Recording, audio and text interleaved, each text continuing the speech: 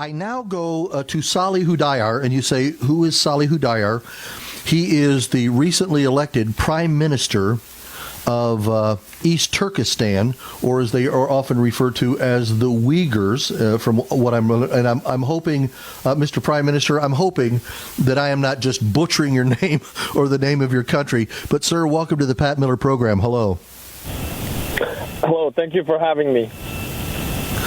So let me ask you, I know that you're calling on the United States and others to use stronger action against China.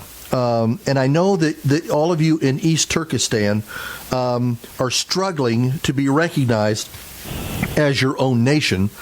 I'm assuming from some things that have been said that a lot of your struggle comes from pressure from China. Is that correct?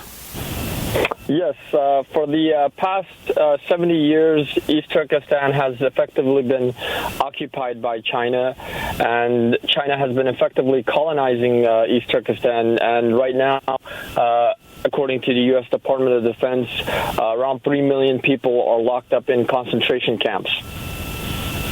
Wow, that's first of all, just from a human rights perspective, that is just unbelievable. I know that we've had the Uyghur Human Rights Policy Act of 2020, which the U.S. House of Representatives passed, and did so in the strongest bipartisan fashion I've seen come out of our House in a very long time. 413 yeses to only one no. And I know Secretary Pompeo has been reporting to Congress a lot on the situation in Hong Kong. Does the stand that our Secretary of State and our government, the stand that we're taking on Hong Kong, for those of you in East Turkestan, does this give you hope of support from the United States? Absolutely, because the situation in Hong Kong is effectively what happened to East Turkestan before. The Chinese government, promised East Turkestan, initially when they occupied us, they promised us autonomy, but never followed through with it. And gradually, they removed every little bit of rights that we had, and you're seeing the same thing happening in Hong Kong. And it gives us great hope that the U.S. government is addressing this issue.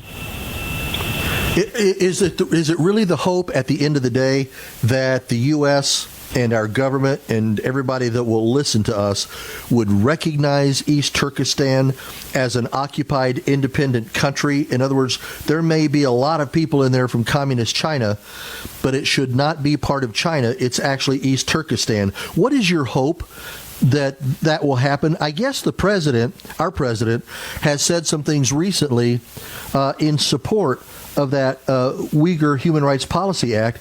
Does that give you hope that maybe that, in fact, is the way our country is going to move relative to who you and your country are? Of course. The past few years, especially under the current Trump administration, the U.S. government has been actively raising the human rights atrocities that China is committing in East Turkestan. You just recently, as you mentioned, the United States recently passed the Uyghur Human Rights Policy Act, and we are hoping that Congress will follow up with more stronger acts and treat us on par with Tibet and Hong Kong. Are you actually in talks with our government? And I don't want to have you display any back street conversations that are going on that would endanger your sovereignty. But is there some connectedness between East Turkestan, which right now is basically a government in exile, and our government? Are there relationships being developed there? So we are effectively trying to develop relationships with the United States government and other governments across the world. The U.S.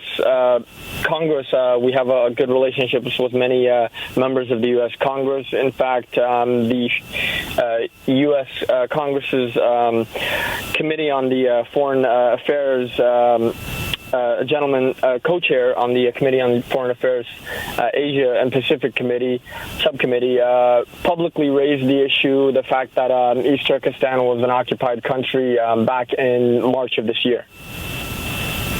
Now, this has been a fight for your country since 1949. 1948, is when finally Israel, for their part, recognized themselves as an independent nation. How amazing is it that within a year of Israel coming into their own, basically East Turkistan had their independence stolen away from them? Is there a great hope? Because I know that the United States standing with Israel has meant a great deal to them, not just in interpersonal relationships, but also having the strength of the U.S. and our government stand with Israel. If, in fact, we get to that point in your stance against China, with the U.S., would that be a tremendous help to you all were that to occur? Absolutely. I think it would be a mutually beneficial relationship. East Turkestan is very strategically located in the heart of Central Asia. We have a lot of, natural mineral resources and, a lot of potential opportunities for development by, the Western world. Yeah, exactly right. Let me ask you a question that's kind of non-political. It's more biological. With everything that's happened with China, and primarily our relationship with them right now is not in a good place because of the whole virus and all that's happened there with that going around the world. Did the virus at all get into East Turkestan? Have you had anybody there that has suffered from COVID-19? Absolutely. In fact, once the Chinese government shut Wuhan off, they began to transport people from Wuhan to East Turkestan, and then they effectively declared that any cases of the coronavirus, after reports of over 10 cases, they effectively declared that any cases of the coronavirus in East Turkestan was a state secret. Well, that's kind of par for the course for Chairman Mao's government. That's kind of the way the Chinese function. Well, I know that Scott Perry, who is in our Congress here, a U.S. Congressman, introduced two new legislations, one that would authorize President Trump to go ahead and step forward and recognize both Hong Kong and Tibet as independent nations, which I'm sure made those two sets of people quite happy. I'm sure that the Uyghurs also found great encouragement in that, because basically, when you look at Hong Kong, when you look at Tibet, East Turkestan is basically in the same boat, right?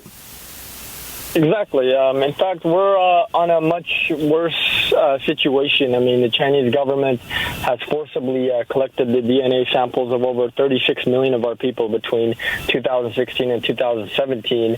And recently, Bill Gertz, he's an investigative journalist, he published an article stating that anonymous U.S. officials had stated that they're concerned about China's development of biological weapons against targeting ethnic-specific communities. Well, listen, all the best to you all. I know that this is a very daunting task that lies before you, but love of country and love of your people, I'm sure, compels you to keep fighting on and doing what you're doing for your own sovereignty as a nation. I hope that you and I have a chance to talk on this program again in the not too distant future, and that when we do, you will not be Prime Minister in exile, but you will be Prime Minister standing in East Turkestan with them being an independent nation. Best of hope for you, sir. Best of hope and love for you, and I hope this has a good outcome. Thank you so much. I've never had a Prime Minister on my program before, just so you know. So I'm very pleased to have you, and I appreciate very much that you made us part of your calling and letting people know what's going on. Thank you so very much. Thank you so much as well. God bless. Podcasts by Federated Media.